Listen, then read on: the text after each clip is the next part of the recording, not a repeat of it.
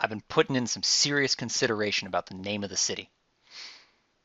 Oh, the name. The name. I think I've got something. Yes. And it's actually a name you came up with. Well, Let me ask you this. Is it possible that this is the lost city of Moer sure. in the ruins of Carthage? Why not?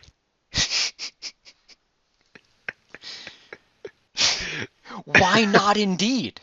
Why not? Why not? Why not Moer? It might as well be.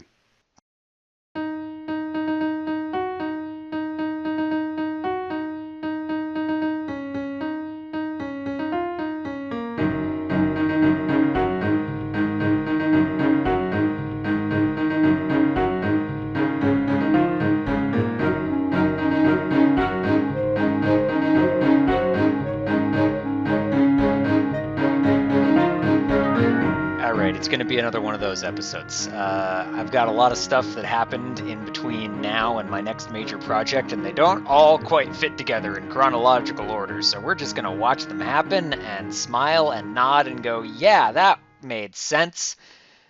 Is that good? Can we do that? That would be a lot easier for me.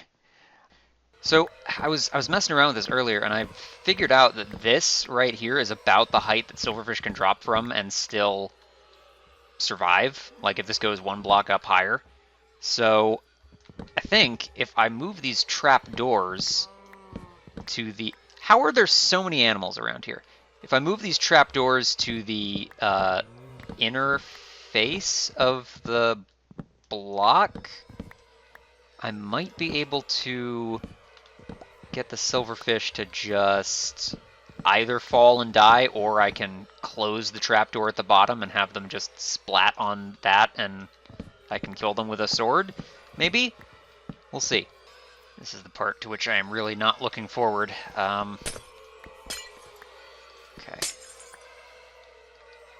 So, we're gonna stun these guys.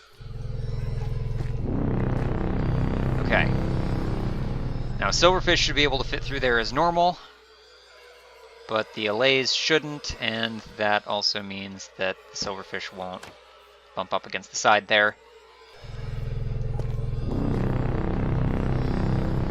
Anything goes wrong while I'm doing that, I'm gonna have to catch a billion allays. No, I mean, I'm just gonna run it. Let's see what happens when I run it.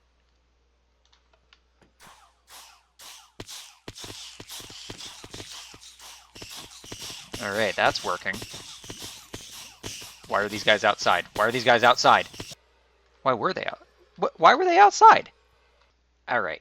I don't know why that happened, because this looks solid to me. So we're gonna play this back. Admittedly, I can't see all of this glass perfectly, but we're gonna play this back and see just what the hell happened there. Okay. Let's slow this down a little.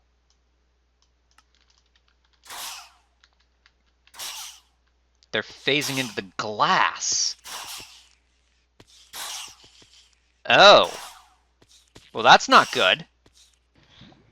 Alright, so basically due to circumstances beyond my control, this specific design is not going to work. I think I can still make the principle work, but for some reason they can phase through solid matter 50% of the time and just come spilling out. So I need to make the tube bigger, basically, which is unfortunate. Now we need to panic because for some reason these guys didn't get stunned.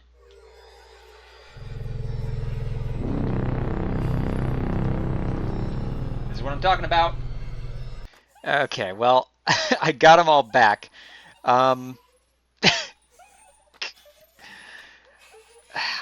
So I'm guessing what happened was that so if they're already stunned, it's not going to try and re-stun them, which I should change. So the timer wore off sooner than I expected, and they were all... Anyway, now I have to put them all back, which is, you know, they're all at least stuck on this spot, so this is going to be a little easier than it could have been. But, man, not great. Could be better. And the other problem is I've got a guy in the cage already, so I got to move him before I can do anything else. Alright, you live here now.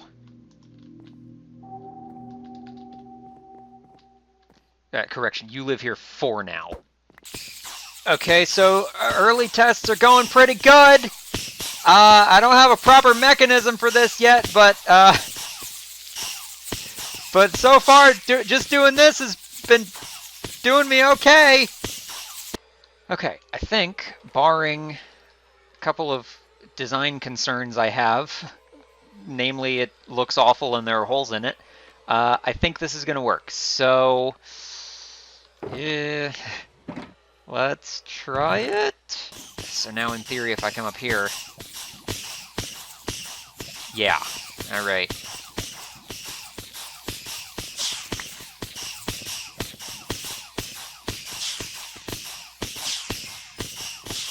So that's pretty good. I see you have noticed the Obi-Wan Kenobi knobs.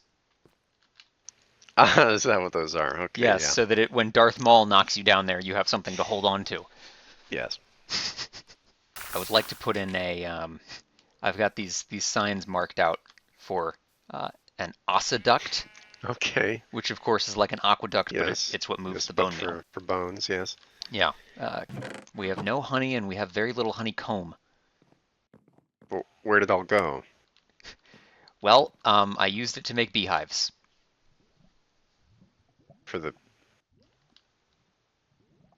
bees we don't have. Well, no, because you might notice if you come back over into the storage room, I'm using them as cardboard boxes. Ah. Yeah, that would do it. Yeah, but that is, your department, so I figure I'll let you figure out where you want to put that. And here's the other thing to consider. Bees get lost because they try to fly over structures and then don't know how to fly back down a lot of the time. But if we engineer our structures in such a way that they can't fly over them... How do you do that? Well, because if the bee gets up to the wall and tries to fly over it and keeps going up and it hits, say, a balcony on the 5th floor, it won't be able to go above the balcony. It might turn around and fly back down. So if we put it inside like a courtyard area in between a bunch of buildings, we can have them free roaming in a fairly large distance. So not necessarily like somewhere that we can develop around it. So I do think somewhere like here. So we started on the base of what will eventually be the bee farm building, and I thought I time-lapsed it, but apparently I didn't, and the footage from the ground is unusable. For example... But when they go into their ghost places, yeah, they get locked in there for 12 hours. It's from like 6 p.m. to 6 a.m. And they're just walking around shouting at darkness. I like the idea that the whole time that a ghost could be there at 6 p.m. No ghost is going to haunt you during the like business hours of an Arby's. Well, yeah, I like how that's the big assumption they have. They don't even explain it. They're like, we're going in at night because everyone knows ghosts are most active. And it's basically just 2 more hours of that, and then we never actually finished it, so I'm not even going to bother trying to salvage that. But we did hit on an idea similar to the Mace access building of having a penthouse accessible only by Riptide Trident, which will become important later, so we'll see that part. Yeah. About that high. That's a bit of a height. Which is, yeah, quite up past this. Now, I mean, there are ways that we could... Now, hang on. You could have a ridiculously high tower, or you could just have a little bit of like an overhang that you hit. Well, here's the thing, right? Okay. Yes. So obviously, this is too high. Okay. But Yes. what's going in this building, Zakticon? Bees. Bees. What do they make? The honey block. We have a bat pole on the side that you slide, you catch on your way down and you slide. And there's your window. And you're just right in. That's what breaks your fall.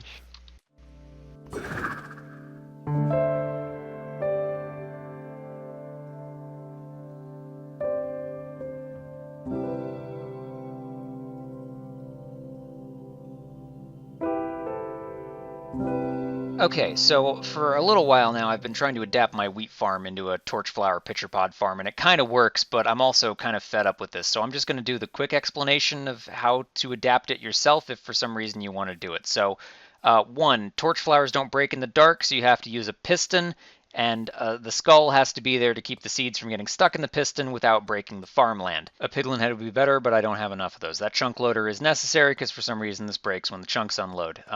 You probably don't need all of these dispensers if you just want to do torch flowers, but I wanted to make the same farm for both, so I stuck 4 dispensers on both of them. It's a bit overkill, but what can you do? Okay, that's all. I'd like to go do something else.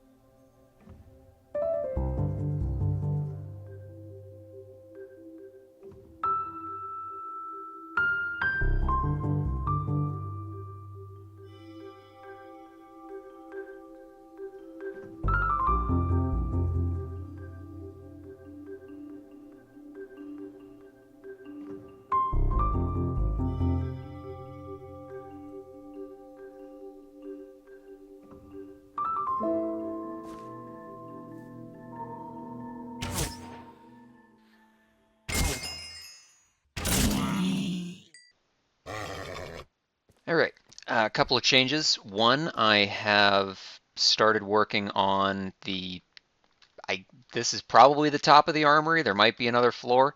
I don't know. This is currently the tallest building that starts at this level. Like this one's obviously taller, but I feel like some of these other buildings could do with being a little taller than that.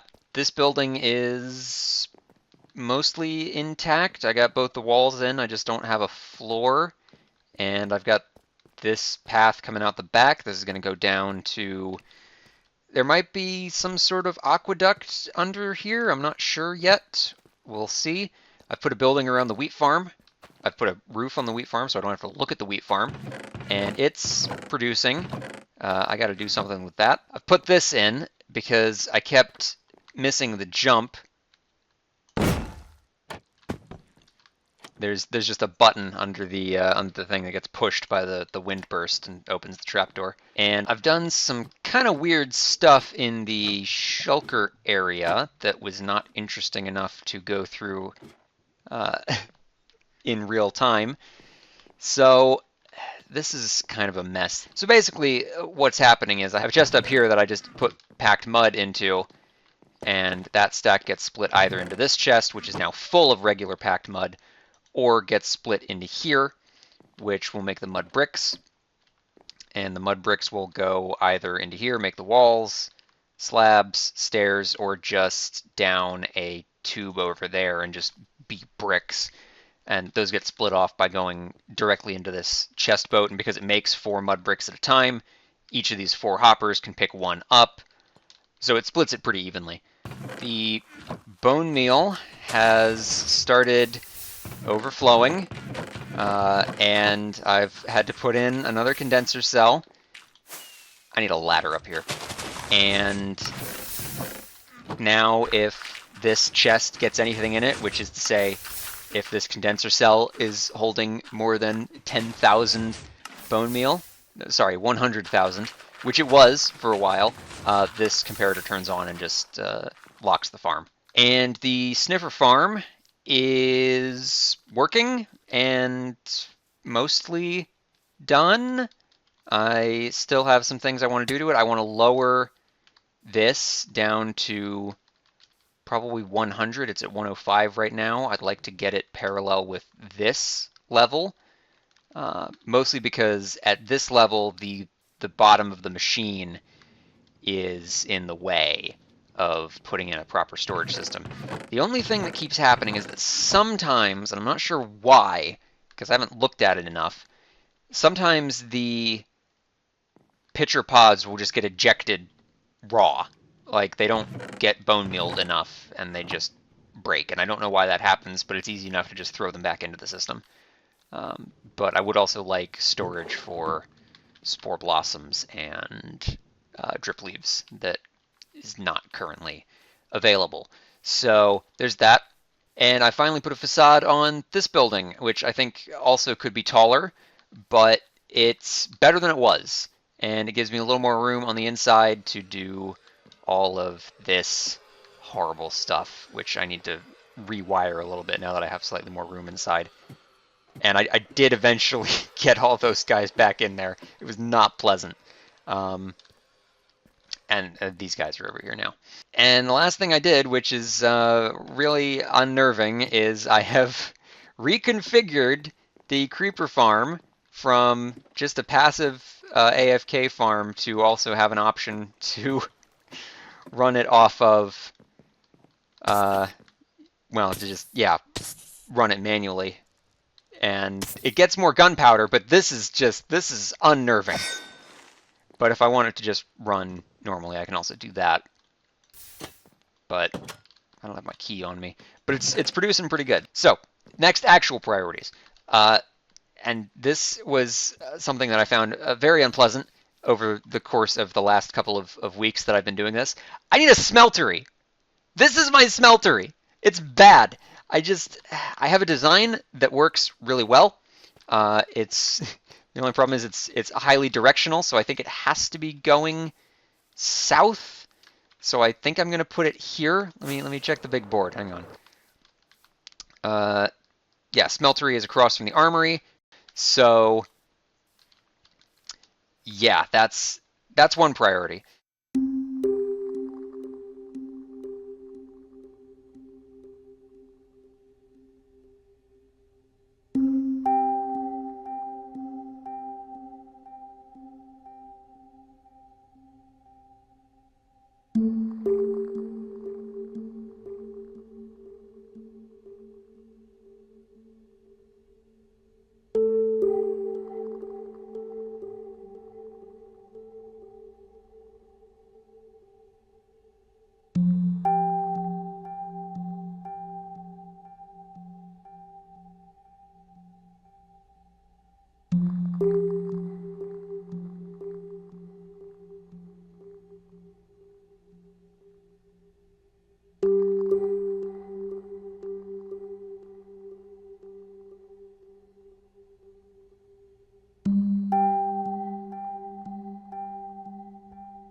Okay, it's not done, as you might be able to tell by the lack of a second floor, or probably a third floor. Frankly, it's got to be taller, but the system works for the most part.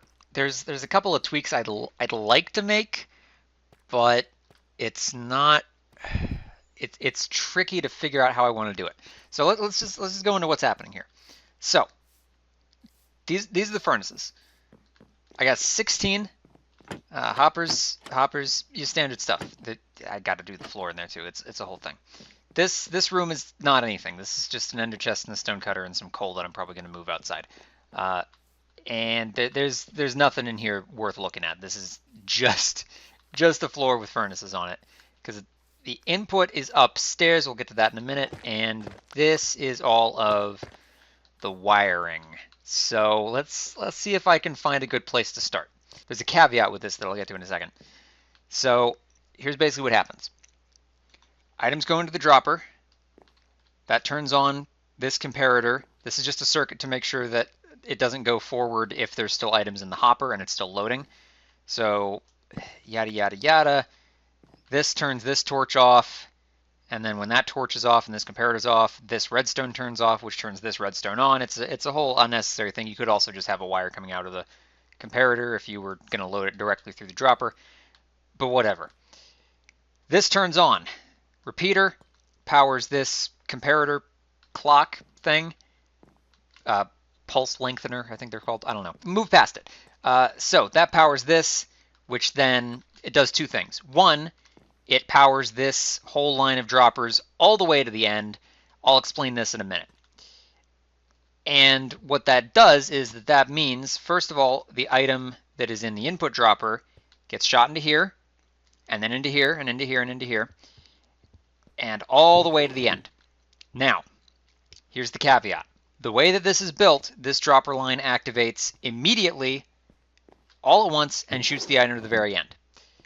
If this is not facing either south or east, this will not work because of block update order, and I think that's being changed in a later or there's an option to change that in a later version. In short, this works great as long as two things. It's built pointing towards a positive direction, south or east, and it's exactly 16 blocks long.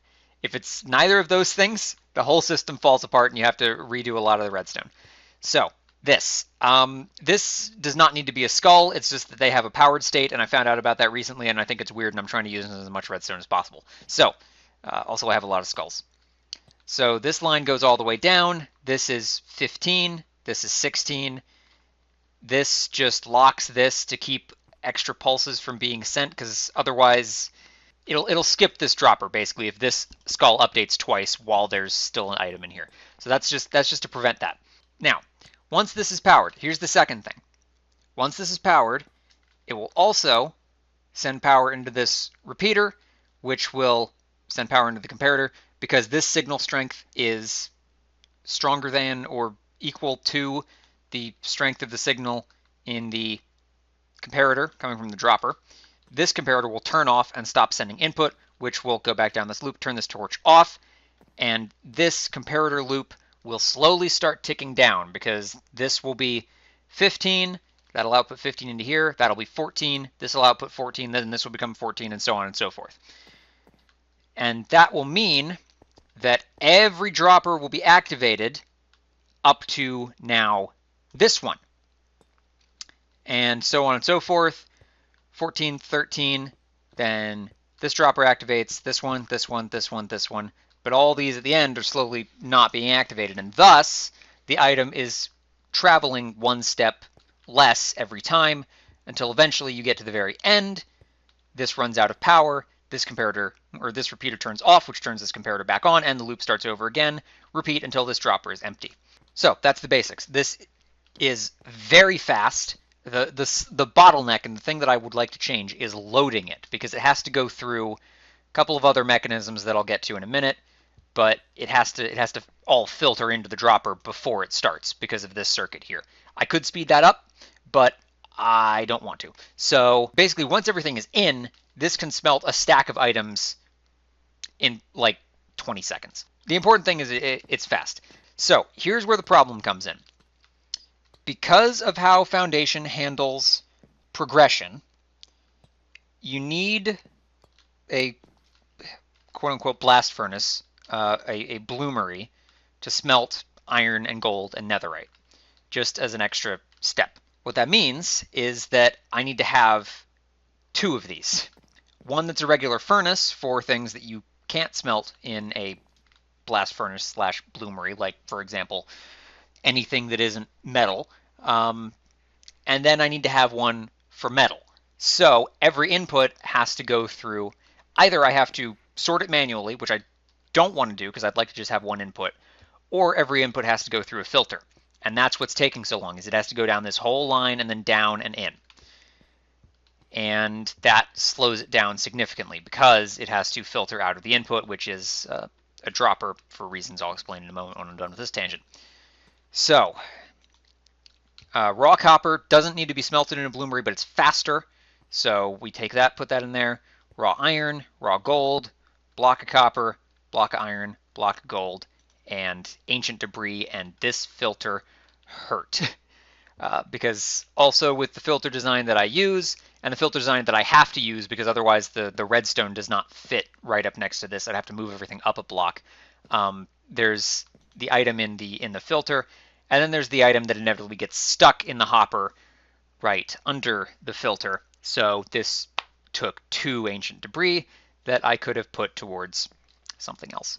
So whatever, it's fine. So the reason that the input is a dropper, as you might be able to guess, is because of this circuit here. So this will only start working if the hopper is empty and there are items in the dropper. And if there are more than 9 stacks of items going into the system, then they will not leave this hopper and the system will stay locked and it'll never fire. So I have to limit the input to 9 slots. And all this is down here is this is just this is an observer pointing into this furnace. Pulses once when the furnace lights, pulses again when the furnace unlights.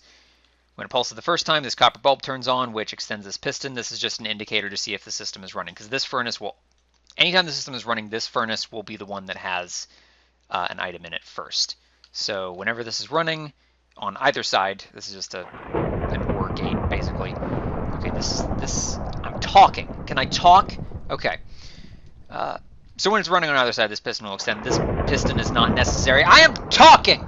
It's just to have something there right now. It's probably going to go up and power some sort of chimney system that comes on to indicate if the system is running or not. But that's a problem for later because I have other things I need to do, up to and including... Can I go, please? Thank you. Up to and including sleeping away this thunderstorm before it kills another of my sniffers. Now, from this level, the building does look fine. I got a path here. These are polished tough, and then this is a... What do I call these in the code? I think this is like a polished or a tough flagstone or something. I don't remember what I called it. I got this like, what is this? A trellis? I don't know. I got hanging plants. I got plants hanging from wood on the ceiling. And I'm gonna continue this on further through here. I got bored. I want to do something else.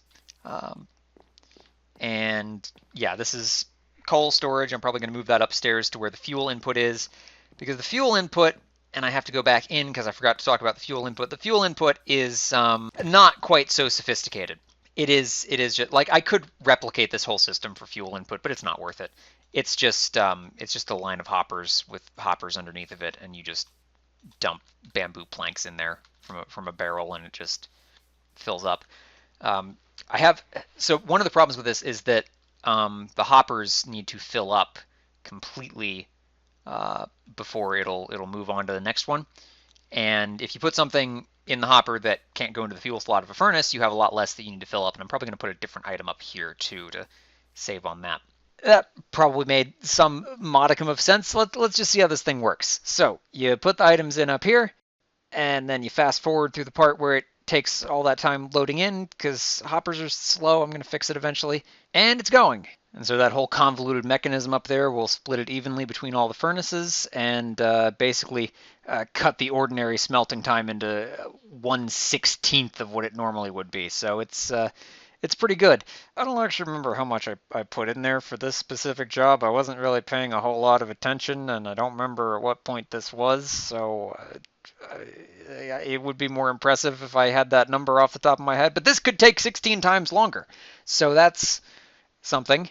Strictly speaking, like you can accomplish a similar thing to this with minecarts, but there's a lot wrong with minecarts. I like using them, but I actually really don't like using minecarts in scenarios where you can't see them, because the benefit of minecarts to me is seeing the movement, and if they're hidden behind a line of furnaces, you don't get that. But also just like sometimes they stop if they hit a chunk border, and like you're out of render distance or simulation distance. We're having a lot of the render distance and simulation distance on the server are different to sort of help with performance, but still be able to see further away. And that creates a couple of problems, like my moss farm doesn't work if I'm out of simulation distance but in render distance, because the redstone is still going but the item entities aren't moving, so they just pile up. Oh, I have been working on this tragedy of an iron farm. I have upgraded to 9 crucibles because 1 was not able to keep up with demand and 3 was not able to keep up with demand, so I'm hoping that this will help. I have removed everything else that is down here and moved it into a more fitting system for the city. I have this room now where if you flip this lever, these trapdoors all close. This skull is the only thing that will keep the silverfish from getting out, to the best of my knowledge, and still let me do this. And then you can just whack this armor stand if you can even see the armor stand, and the sweeping edge will kill the silverfish. Usually there will just be a silverfish here and you can whack them instead. But that's that system. And this lever turns on the farm. Tube is fairly standard, and then this is just where all the potion input goes. So this building is coming along. It looks a lot better than it did. I still think it needs to be taller, but it's what happens inside is already a crime against nature. The outside does not need to be as well. But I believe that is all our loose ends tied up here. Next episode, we have business in the bird plate. Stay tuned.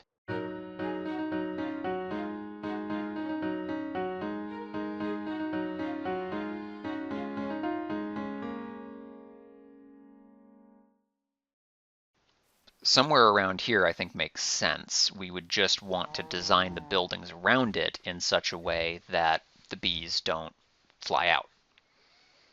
And, you know, if we have to redesign it so that the bees can't leave their building or whatever, or we have to put a canopy over it. Like the Colosseum. Yes. I don't really know how that would work. I could maybe sort of do it. A bee coliseum? Well, where you go in and you fight the bees? We sacrifice the Christians to the bees? Like Nicolas Cage in The Wicker Man? Of course. That movie that I've definitely seen. It's not worth seeing. Yeah, probably not. It's a remake of a better movie that I'm still not frankly sure is worth seeing all that much. Just like how topical. Not really, because I haven't seen either of them. The Crow, apparently. Oh yes, apparently quite bad. Yes. And I didn't even know there's sequels to the first movie. Yep. Yeah. We had this discussion about what I think motivated the Crow remake, right? So Brandon Lee famously shot and killed by a prop gun while filming The Crow in the 90s. Very killed, yes. Also, quite notably, during the filming of the movie Rust, Alec Baldwin shot and killed a producer with a prop gun. That did happen. Which makes me think that some Hollywood executive was sitting in his office one day going, "Hey, Jim, get in here. Google search trends for The Crow just spiked. We gotta get on this stat." This is because people, you know, the executives obviously think that there's been a Crownaissance, a rebirth of interest in The Crow, but really, it's just people looking up legal precedent.